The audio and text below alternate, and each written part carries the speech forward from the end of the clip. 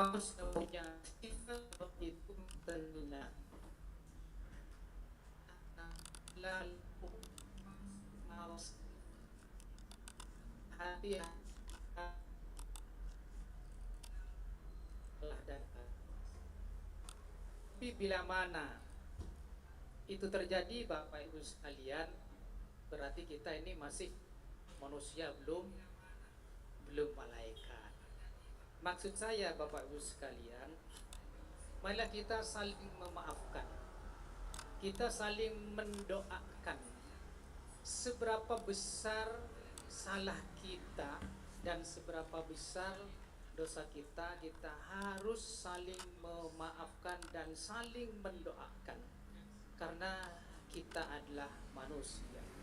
Siapapun manusia yang tidak memaafkan, berarti ada pada dirinya adalah sifat-sifat kesombongan, karena menganggap dirinya tidak mungkin berbuat kesalahan.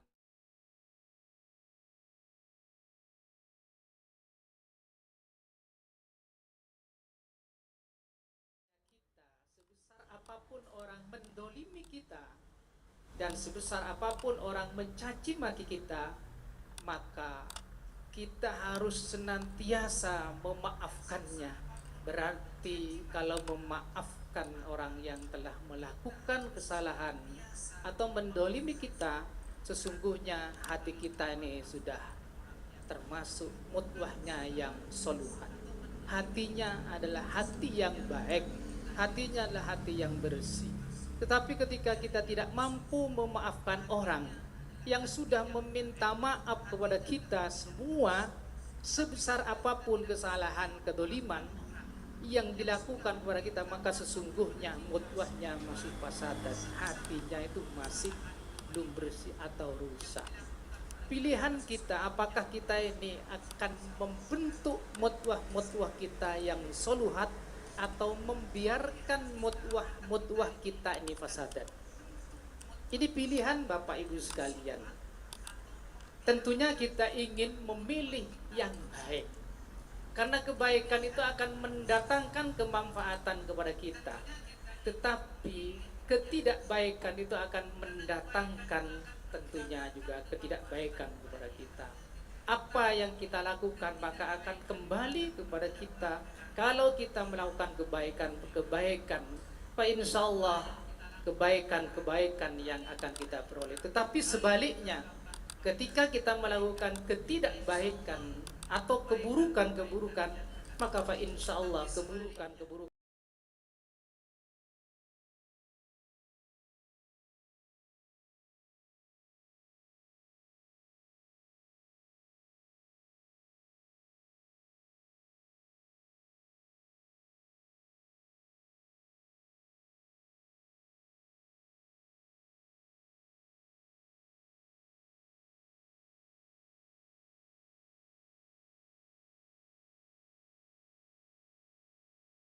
sudah mendolimi kita, siapapun yang sudah mencaci maki kita, siapapun yang sudah menyakiti kita, itu bertanda bahwa hati kita hatinya adalah yang baik. Ala inna fil jasadi mudghatan idza saluhat saluhal jasadu kulluhu wa idza fasadal jasadu kulluhu. Dalam diri kita ada yang namanya mudghah, segumpal darah. Idza saluhat, kalau yang segumpal darah itu maka soluhat, maka akan baiklah semua. Insya Allah tutur katanya akan baik, perilakunya akan baik, tindakannya akan baik, dan selalu akan positive thinking, selalu akan husnudzon terhadap apapun yang terjadi. Kita oleh Allah diuji dengan sakit, maka akan selalu bersyukur kepada Allah bahwa sakit itu berarti ada nikmat yang telah kita dapatkan, apa nikmat sehat. Kalau kita tidak pernah sakit, kita tidak akan pernah merasakan nikmatnya sehat. Maka syukuri kita sehat, syukuri kita sakit juga syukuri, karena semua adalah ujian dari Allah. Ketika kita sakit berarti ada sesuatu dan kita harus berpikir Apa kemudian kita sakit? Apakah kemudian karena kita ini kurang istirahat? Apakah kita ini salah makan? Apakah kita ini terlalu banyak berpikir? Atau kita ini makan barang-barang yang semestinya tidak boleh kita makan? Baik wujud barangnya yang tidak boleh dimakan ataupun karena proses mendapatkan barangnya. Dan semua itu Bapak Ibu sekalian, bagi siapapun yang mutwahnya saluhat, maka akan selalu husnudon, akan introspeksi diri, dia muhasabah diri, kenapa kemudian dirinya diuji dengan sakit oleh Allah Subhanahu wa taala. Nah, ketika sehat sebagai Kementerian Agama, ayo Bapak Ibu sekalian, sehat ini kita manfaatkan dengan sebaik-baiknya untuk memberikan yang terbaik kepada Kementerian Agama. Apa kira-kira yang perlu kita berikan ke Kementerian Agama?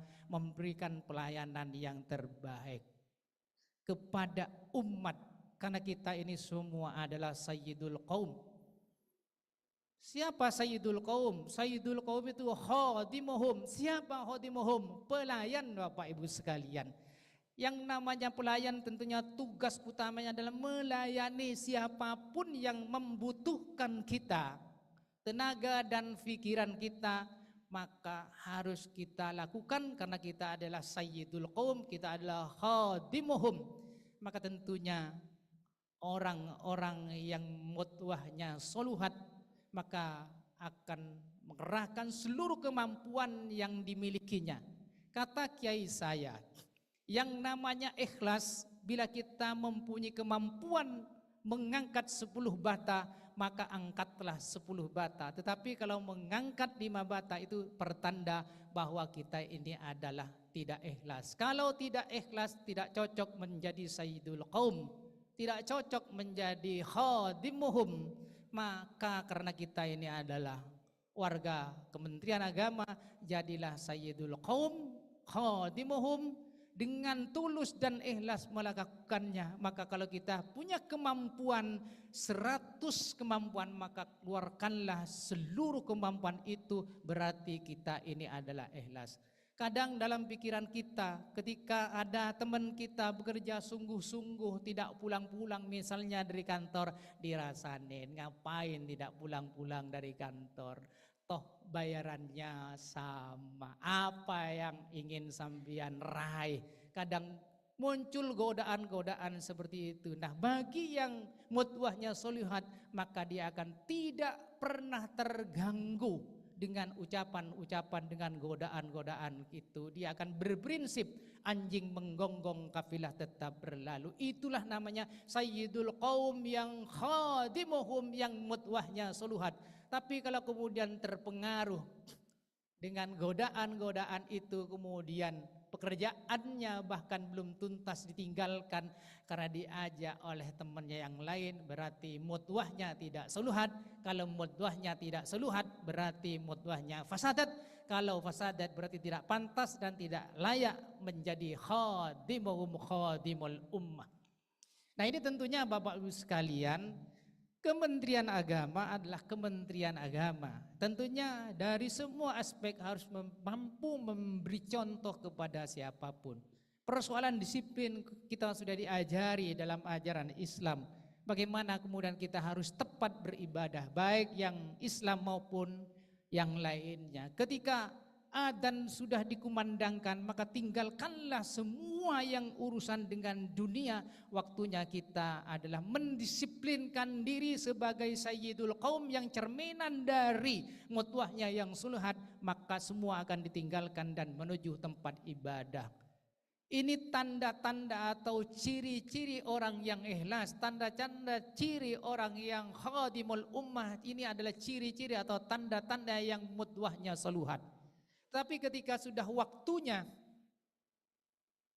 ibadah masih digalakkan dengan hal-hal yang duniawi, apalagi yang tidak penting, maka sungguhnya kita termasuk khadimuhum atau Sayyidul Qaum yang tidak disiplin. Ini sudah diajarkan semuanya. Bahkan dalam hal ketertiban juga diajarkan di dalam sholat. Sopnya harus lurus, sopnya harus rapi, tidak bolong-bolong. Itu maksudnya apa, Bapak sekalian? Mari dalam menjalankan tugas dan tanggung jawab, kita ini jangan bolong-bolong dalam menjalankan tugas dan tanggung jawabnya. Mari kita bekerja secara sistematis. Mari kita bekerja dengan tertib. Mari kita tuntaskan semua yang menjadi tugas dan tanggung jawab karena sudah diajarkan ketertiban dalam kita beribadah. Hanya orang-orang yang mutwahnya soluhat fa insyaallah akan berperilaku, bersikap dan bertindak seperti itu. Bapak Ibu sekalian yang berbahagia, tahun ini adalah tahun baru. Tentunya tahun yang kemarin, mari kita evaluasi diri kita masing-masing. Tidak perlu mengevaluasi orang lain, Pak. Karena kecenderungan kita ini kalau mengevaluasi orang lain sangat luar biasa detail, Pak. Tapi tidak mampu mengevaluasi diri kita. Karena kita ini terlalu pandai dengan peribahasanya, kuman di seberang lautan nampak tapi gajah di pelupuk mata tidak nampak. Tapi ketika mengevaluasi orang lain, ya Allah, luar biasa. Saatnya tahun 2025 mari kita muhasabah diri, introspeksi diri, evaluasi diri. Jangan ngurusi orang lain.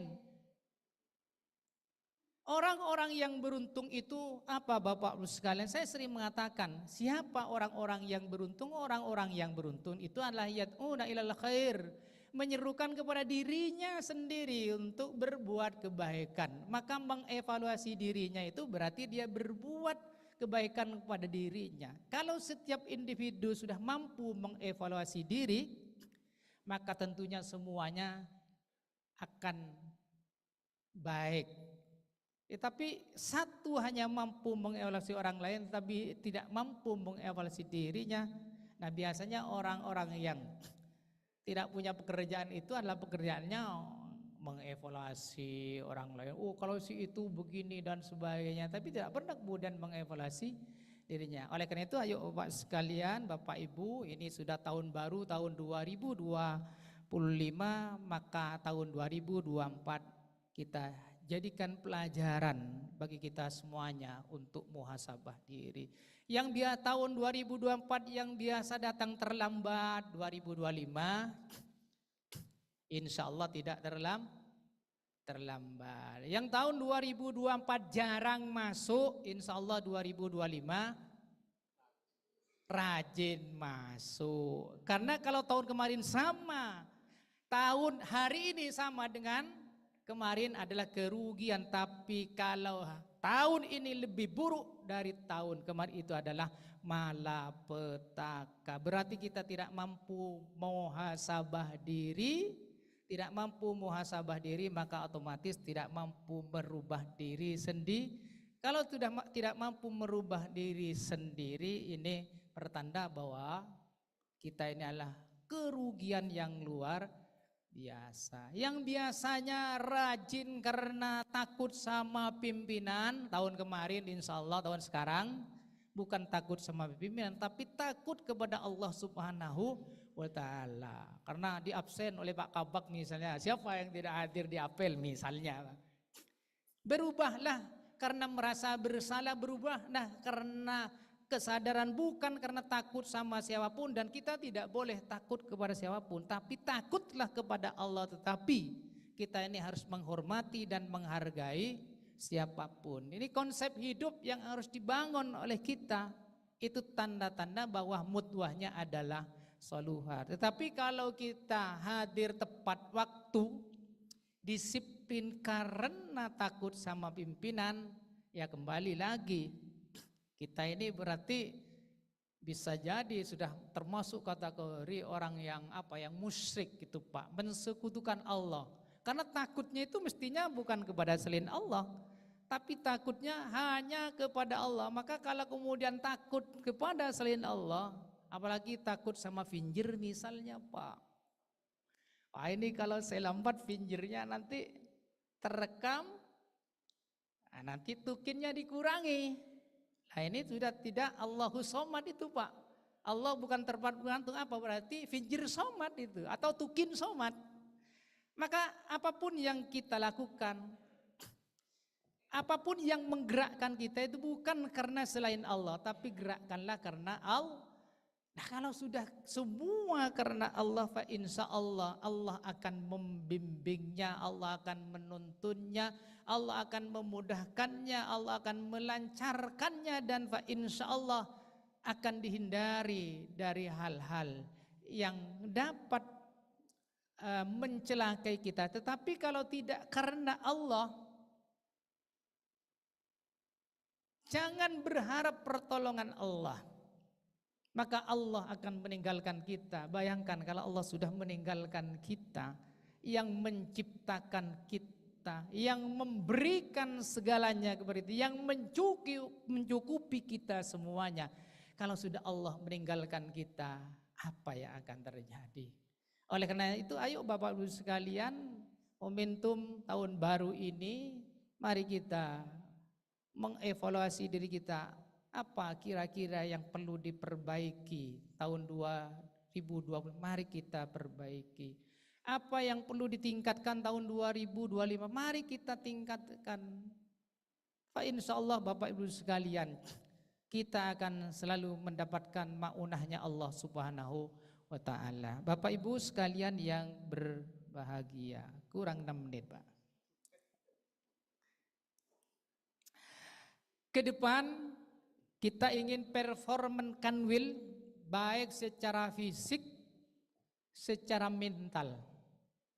Ada perubahan yang signifikan. Insya Allah dari sisi kedisiplinan tahun 2024 sudah bagus Pak. Yang ketika apel saya lihat itu yang terlambat tuh sudah lari-lari cepat tuh Pak. Nah itu berarti sudah ada tanggung jawab. Ada rasa tidak enak, bukan rasa malu Pak, tidak enak Pak. Kalau rasa malu nanti tidak punya kemaluan yang tidak lari-lari itu nanti Bang. Ada rasa tidak enak kalau ini tidak bisa bersama-sama dengan yang lain ya. Nah ini ayo Bapak Ibu sekalian, saya hakul yakin. Kalau kita mau, ini kuncinya mau Pak. Kalau kita mau pasti bisa. Tetapi kalau kita tidak mau, sehebat apapun pimpinannya dan sebaik apapun aturannya, mesti kita akan mencari celah-celah itu. Maka kata kuncinya perubahan itu kita adalah mau. Ya mau yang pertama memaksa diri kita Pak untuk berubah. Kalau tidak dipaksa susah. Kenapa? Karena kadang lingkungan yang mendukung untuk tidak berubah. Maka paksa, kita jangan kalah dengan lingkungan. Biarkan sudah lingkungan mau seperti apapun, maka kita tidak boleh larut, hanyut untuk terbawa lingkungan. Berarti itu adalah orang yang punya prinsip. Nah orang yang punya prinsip, insya Allah akan diselamatkan Bapak Ibu sekalian. Orang yang tidak punya prinsip ini yang masalah. Ada orang ke sana ngikutin padahal itu salah. Maka selamatlah orang yang selalu pegang prinsip. Maka tahun 2025 selain melakukan perubahan-perubahan terkait dengan peningkatan kedisiplinan dan tanggung jawab, ayo berubahlah prinsip kita. Prinsip kita akan melakukan kebaikan-kebaikan dan kebenaran-kebenaran. Bapak Ibu sekalian yang berbahagia, mungkin ini yang perlu kita sampaikan, kurang lebihnya mohon maaf. Wallahul muwaffiq ila aqwamit thoriq. Wassalamualaikum warahmatullahi wabarakatuh.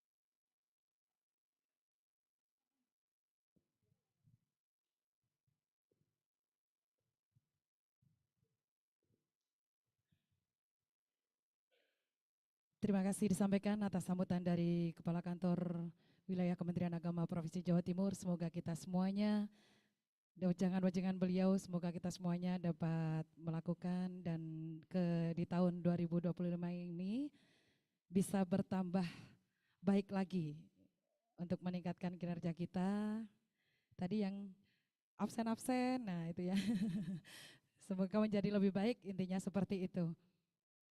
Baik, sambil menunggu acara pembinaan dari Menteri Agama Republik Indonesia, dalam hal ini akan diwakili oleh Wakil Menteri Romo Kiai Haji Muhammad Syafi'i. Sambil menunggu, sambung terlebih dahulu.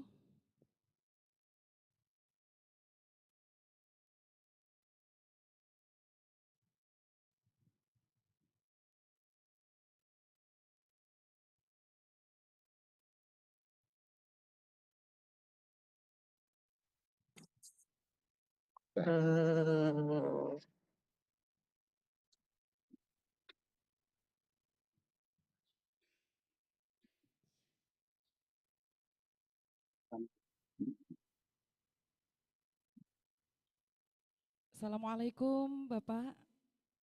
Waalaikumsalam warahmatullahi wabarakatuh. Terima kasih. Kami nantikan pembinaan dari Romo Kiai Haji Muhammad Syafi'i. Kepada beliau kami persilakan.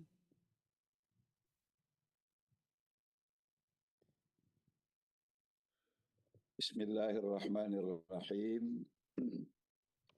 Assalamualaikum warahmatullahi wabarakatuh. Alhamdulillahirabbil alamin. Wa bihi nasta'in ala umuri dunya waddin. Wahdahu wassalatu wassalamu ala asrafil mursalin Sayyidina Muhammadin wa ala alihi wa ashabihi Rasulillahi ajma'in. Asyhadu an la ilaha illallah wahdah wa asyhadu anna Muhammadar Rasulullah uswatun hasanah. Amma ba'du wa qala Allah Ta'ala fi kitabihil karim, a'udzu billahi minasyaitonir rajim. Fanazalna 'alaikal kitaba tibyana likulli syai' wa hudaw wa rahmah wa busyra lil muslimin. Shadaqallahul azim. Yang saya hormati Kepala Kantor Wilayah Kementerian Agama Provinsi Jawa Timur, yang terhormat Bapak Dr. Haji Ahmad Suroji Bahtiar MPDI, yang terhormat Kabak TU, para Kabid, para Pembimas Kemenak Provinsi Jawa Timur, dan seluruh pejabat di Kementerian Agama Jawa Timur.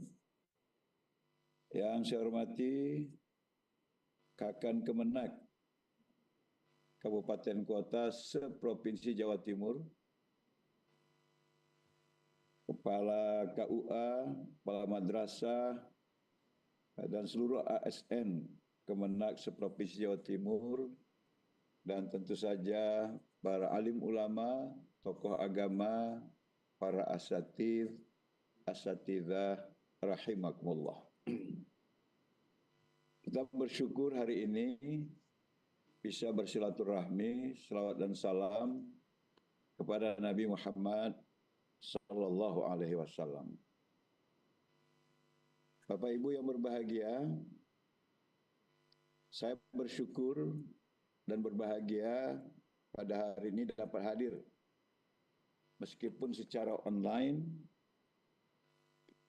pada rangkaian acara Khatmil Quran memperingati Hari Amal Bakti Kementerian Agama ke-79 tahun 2025.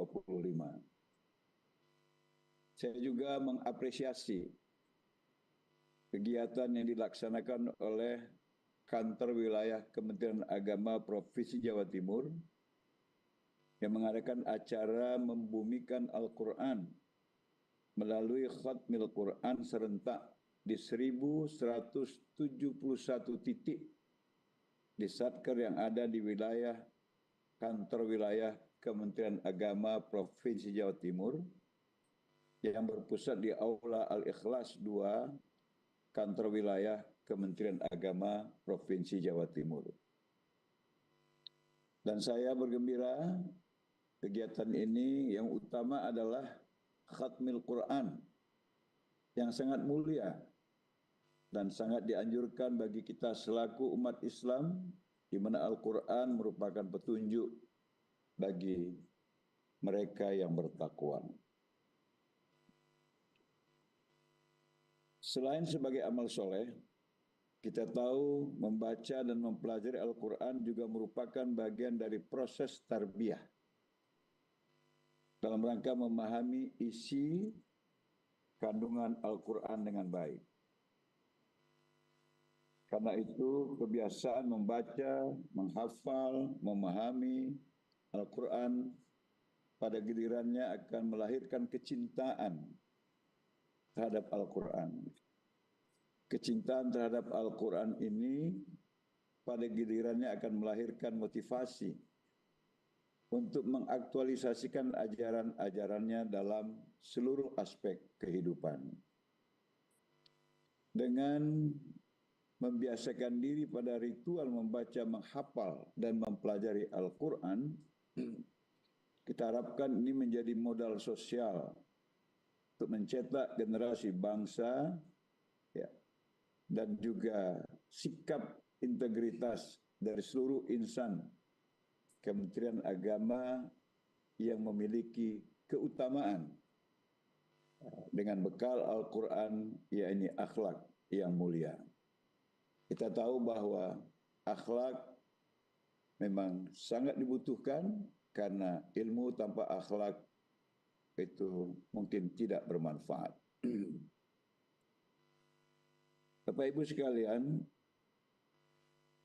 pada hari amal bakti Kementerian Agama yang ke-79 ini, maka kita sebagai insan Kementerian Agama menghadapi tantangan yang semakin kompleks karena pengaruh dari derasnya arus informasi, arus kebudayaan yang tidak lagi seperti punya saringan-saringan. Karena lewat media digital, apapun bisa masuk, bahkan sampai ke kamar tidur kita. Karena itu tentu diperlukan peran dari berbagai pihak, dan tidak berlebihan kalau saya katakan terutama dari kita pejabat yang ada di lingkungan Kementerian Agama, baik di tingkat pusat maupun daerah, selain peran dari tokoh masyarakat dan tokoh agama untuk menyikapi perkembangan zaman tersebut guna menyiapkan generasi penerus bangsa yang memiliki akhlak tinggi selain memiliki kecerdasan yang hebat. Tanpa akhlak dan kecerdasan itu, apapun tidak akan berarti. Oleh karena itu, Kementerian Agama bergerak dalam pembangunan agama dan pendidikan agama, yaitu pembangunan moral bangsa yang sangat kita butuhkan saat ini.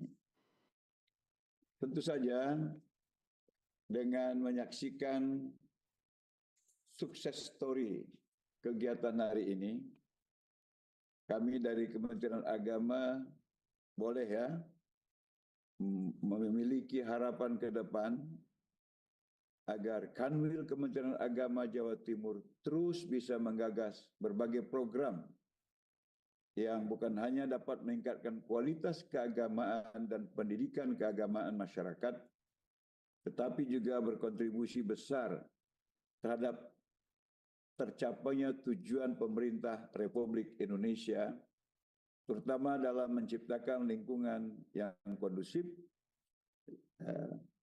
memperkuat penyelesaian kehidupan yang harmonis dengan lingkungan, alam dan budaya, serta peningkatan toleransi beragama untuk mencapai masyarakat adil dan makmur, yang itu adalah bahagian dari asta cita Bapak Presiden kita.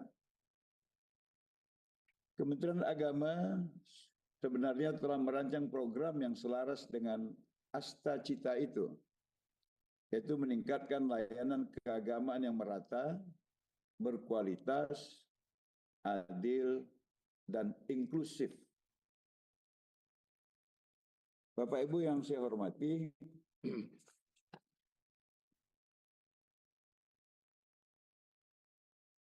sebenarnya Kementerian Agama juga memberikan tugas yang penting ya kepada saya dalam rangka menciptakan peningkatan layanan keagamaan yang merata, berkualitas, adil, dan inklusif itu. Apa itu? Tugas bersih-bersih. Kalau saya sebelum menjabat Wakil Menteri Agama memang mendapat pesan khusus dari Bapak Presiden untuk merawat dan menjadikan Kementerian Agama sebagai uswatun hasanah bagi kementerian yang lain, maka di kebijakan internal kementerian dalam berbagai pertemuan yang resmi juga Bapak Menteri Agama kita memberi penugasan khusus kepada saya untuk melakukan bersih-bersih. Ini bersih-bersih dimaksud Pak Menteri, baik bersih-bersih fisik, yaitu fisik perkantoran, ruangan kerja, juga bersih-bersih dalam arti yang lebih luas, yakni birokrasi.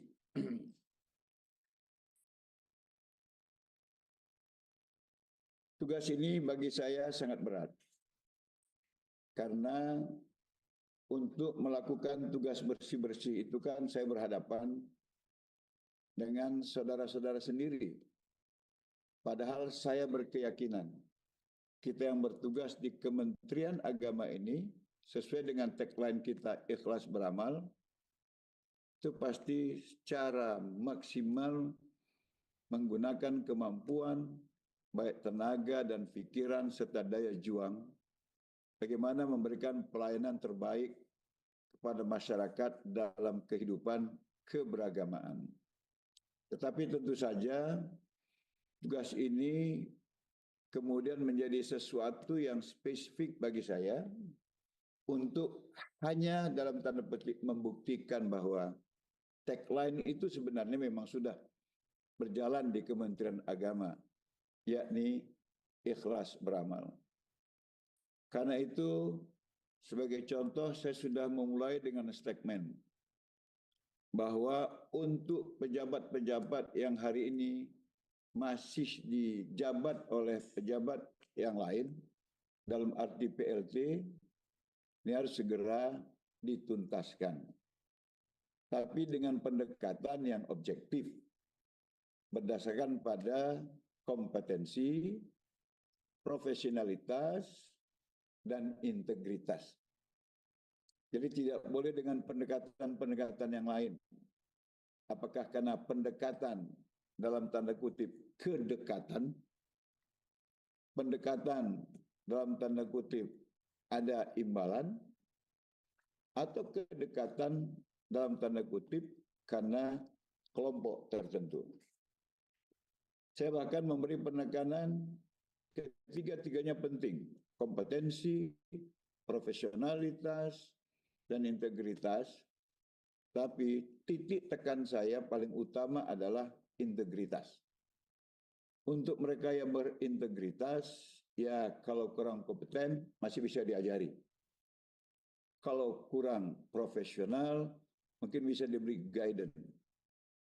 Tapi kalau mereka punya kompeten, punya profesionalitas, kurang integritas, ini menurut saya rentan melakukan penyimpangan yang kemudian menjadi tugas saya untuk bersih-bersih. Karena itu pendekatannya harus objektif. Kalau karena objektivitas itu, maka kemudian kelompok tertentu mendominasi pejabat-pejabat di kementerian ini, itu memang hak mereka. Tapi kalau pendekatannya karena kelompok-kelompok tertentu, saya khawatir kita mendapat kemurkaan dari Allah Subhanahu wa taala. Karena Allah dalam Quran surat Ar-Rum 31-32 mengatakan, Bismillahirrahmanirrahim, wala takunu minal musyrikin. Janganlah kamu menjadi orang musyrik. Minal ladzina farraqu dinahum wa kanu syi'a. Yaitu mereka yang mengkelompok-kelompokkan diri dengan basis keagamaan. Kullu hizbim bima ladaihim farihun. Dan pada gilirannya kemudian mendeklir kelompoknya lah yang paling baik, kelompoknya lah yang paling benar. Kita tentu sangat khawatir ayat ini alamatnya adalah kepada kita karena salah pendekatan dalam rekrutmen pejabat lingkungan Kementerian Agama di mana kita menjadi penentu dari rekrutmen pejabat itu. Karena itu Bapak Ibu sekalian, ke depan dalam tugas bersih-bersih itu salah satu contoh yang akan kita laksanakan ke depan. Kemudian kita tentu saja sangat bersyukur ya, karena Presiden Republik Indonesia memberikan perhatian yang sangat luar biasa terhadap pendidikan ini. Kita lihat misalnya Kementerian Pendidikan dan Kebudayaan serta Ristek Dikti. Hari ini Presiden sudah memekarkan kementerian ini. Dulu hanya dipimpin oleh satu menteri, namanya Mas Menteri Nadiem Makarim.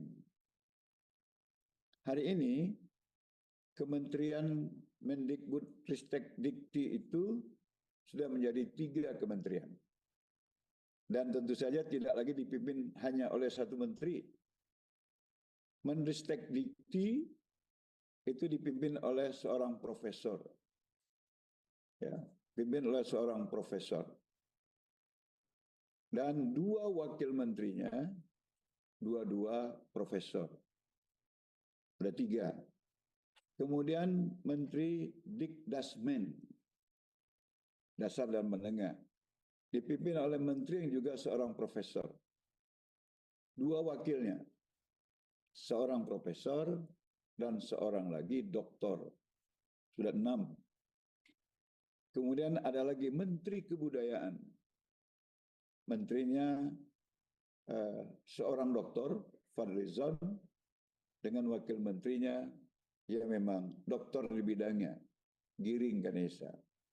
Jadi 3 kementerian dengan 8 pejabat menteri dan wakil menteri.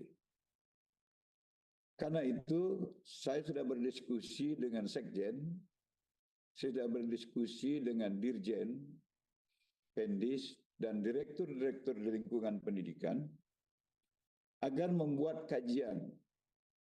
Karena pada satu sisi kementerian kita akan kehilangan lagi satu dirjen, Dirjen PHU, Haji dan Umroh. Maka kita kemarin sudah mengusulkan pembentukan dirjen baru. Itu Dirjen Pondok Pesantren. Kemudian saya sudah meminta agar dibuat kajian lagi untuk membentuk Dirjen Pendidikan Tinggi Keagamaan. Itu dari Dirjen Diktis menjadi Dirjen Pendidikan Tinggi Keagamaan. Saya juga sudah meminta dibuat naskah akademik untuk membentuk Dirjen Pendidikan Dasar dan Menengah Keagamaan. Dan saya juga mengusulkan, tadi saya baru berdiskusi dengan beberapa direktur di lingkungan Dirjen Pendis, untuk mendirikan fakultas halal industri yang minimal memiliki 5 prodi. Ini prodi halal food, halal fashion, halal medicine, halal lifestyle, juga halal pariwisata. Dan untuk mendukung kedirjenan Pontren, saya juga mengusul agar segera dibuat PMA tentang dibentuknya prodi manajemen pesantren. Saya melihat bahwa ini masih di bawah pengembangan di Kementerian Umum itu. Tapi paling tidak, kita meningkat dari tingkat direktur ke tingkat dirjen. Dan ini tentu membutuhkan dukungan dari kita semua. Selain kemarin, saya sudah bertemu dengan Mendestek Dikti agar mempercepat proses pengesahan dari Fakultas Kedokteran di UIN Sunan Ampel. Saya juga kemarin meminta percepatan proses Fakultas Kedokteran di UIN Semarang. Dan juga saya sudah memohon kepada Kemendestek Dikti agar menambah jatah LPDP, menambah jatah KIP, karena kita harus mendapatkan pelayanan yang adil, meskipun tidak mesti sama dengan yang mereka terima. Dan keinginan kita ini alhamdulillah mendapat sambutan yang cukup positif dari Kementerian Dikti. Kenapa saya harus ke sana? Karena memang UIN, IAIN itu masih di bawah Kementerian Agama. Tapi untuk prodi-prodi yang bersifat umum itu kewenangannya ada di Kementerian Ristek Dikti. Karena itu saya melakukan lobby dan insya Allah ini ditindaklanjuti dalam waktu yang tidak terlalu lama. Selain itu, saya sudah memanggil juga Direktur GTK, Guru dan Tenaga Pendidikan, agar jumlah guru-guru madrasah yang hampir mencapai yang belum sertifikasi itu 500.000 lebih, tidak lagi dicicil PPG dan sertifikasinya sampai 10 atau 12 tahun.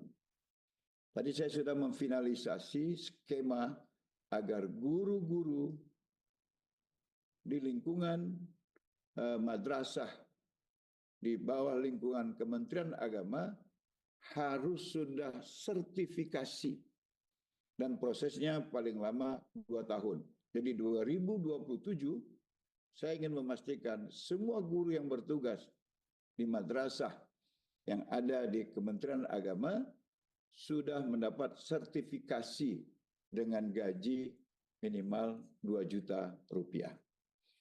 Ini adalah upaya-upaya yang kita lakukan dalam rangka peningkatan peran kita dalam membentuk karakter keberagamaan di masyarakat.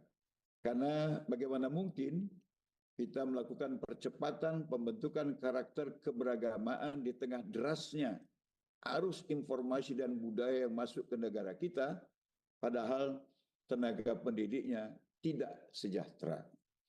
Saya kira ini adalah merupakan bahagian dari astacita Presiden kita. Karena itu saya meminta tadi kepada Direktur GTK, jangan ada lagi guru-guru yang bertugas di madrasah yang belum terdaftar dalam sistem Kementerian Agama, karena nanti ketika proses PPG berjalan, jangan ada lagi guru yang tercecer, yang tidak mendapat kesempatan untuk mengikuti PPG. Nah, Bapak Ibu sekalian, untuk itulah saya di beberapa provinsi turun mengumpulkan informasi, belanja masalah, apa yang harus kita lakukan untuk pertama, peningkatan kualitas kinerja, kedua, kompetensi, profesionalitas, dan integritas aparat yang ditempatkan di pos-pos kerja itu. Dan yang ketiga tentu saja memastikan kesejahteraan yang kita nikmati itu seimbang dengan tanggung jawab yang kita pikul. Dengan demikian, kita berharap ke depan Kementerian Agama yang kita adalah bahagian dari kementerian itu karena bertugas di lingkungannya, ini memang bisa menjadi kementerian yang uswah bagi kementerian-kementerian yang lain, dan secara substantif memang mampu berperan membentuk karakter keberagamaan bagi masyarakat kita. Terakhir, saya ingin menyampaikan bahwa dengan program Presiden kita swasembada pangan, swasembada energi, swasembada hilirisasi, maksud saya, industrialisasi, insya Allah ini akan pertama menaikkan harga produk-produk di dalam negeri, yang kedua menambah lapangan pekerjaan, dan yang ketiga berarti peningkatan kesejahteraan. Demikian halnya dengan program memberi makan bergizi bagi ibu hamil, ibu menyusui, dan juga seluruh siswa dari mulai TRA sampai ke madrasah aliyah, itu akan meningkatkan kesejahteraan. Tapi jangan lupa, negara-negara yang selama ini menjadi negara yang menjadikan Indonesia sebagai pasar ekspornya, ini akan terganggu kestabilan ekonominya. Dan dalam ilmu geopolitik, mereka tidak akan berdiam diri. Mereka akan melakukan berbagai hal agar program itu tidak jalan. Ya, agar program itu tidak terlaksana. Karena kalau itu terlaksana, sangat merugikan kepentingan ekonomi mereka. Yang hampir kita pastikan mereka lakukan adalah melakukan politik pecah belah, divide et impera, agar kita kemudian tidak kompak, bangsa Indonesia kemudian saling curiga, dan ketiga terjadi pertentangan yang cukup membuat kondisi persatuan kita terganggu, maka mereka merasa punya kesempatan untuk kembali menguasai pasar-pasar yang ada di Indonesia. Karena itu sangat penting untuk kita sadari, di zaman kita dulu, 30 tahun yang lalu, 40 tahun yang lalu, moderasi, toleransi, itu belum menjadi sesuatu yang prioritas. Karena secara alamiah, sebenarnya kita bisa hidup berdampingan dengan baik meskipun kita berbeda etnis, berbeda budaya, dan berbeda agama. Tetapi karena divide et impera ini selain menggunakan pendekatan etnis, melakukan pendekatan budaya, bahkan teritori, yang paling sensitif adalah pendekatan keagamaan, maka moderasi dan toleransi ini menjadi sangat penting. Ketika kita bisa menyadari bahwa upaya-upaya itu hanya untuk menghentikan kerja keras kita mensejahterakan rakyat Indonesia, insya Allah kita bisa menepis dan tidak terlibat dengan gerakan-gerakan yang ingin membuat situasi Indonesia tidak kompak, tidak damai seperti sekarang ini. Untuk contoh yang paling anyar, misalnya Papua, itu sampai hari ini belum aman sepenuhnya. Nah, kenapa?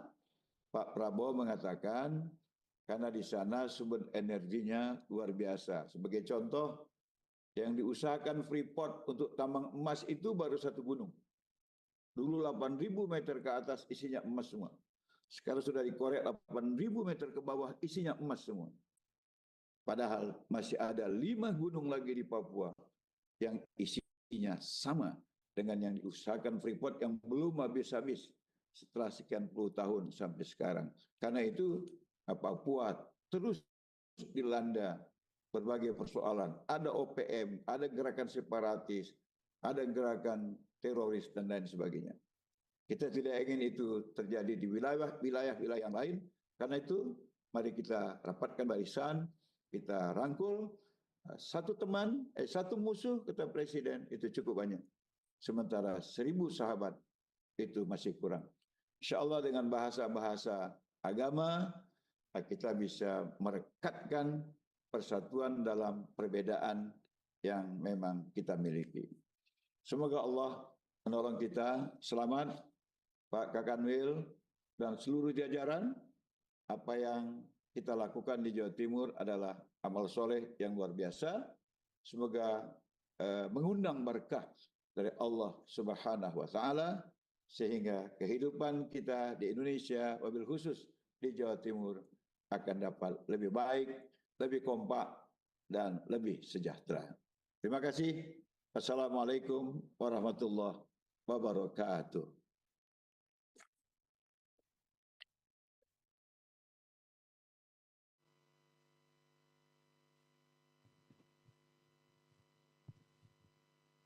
Terima kasih disampaikan Bapak Ibu hadirin rahimakumullah.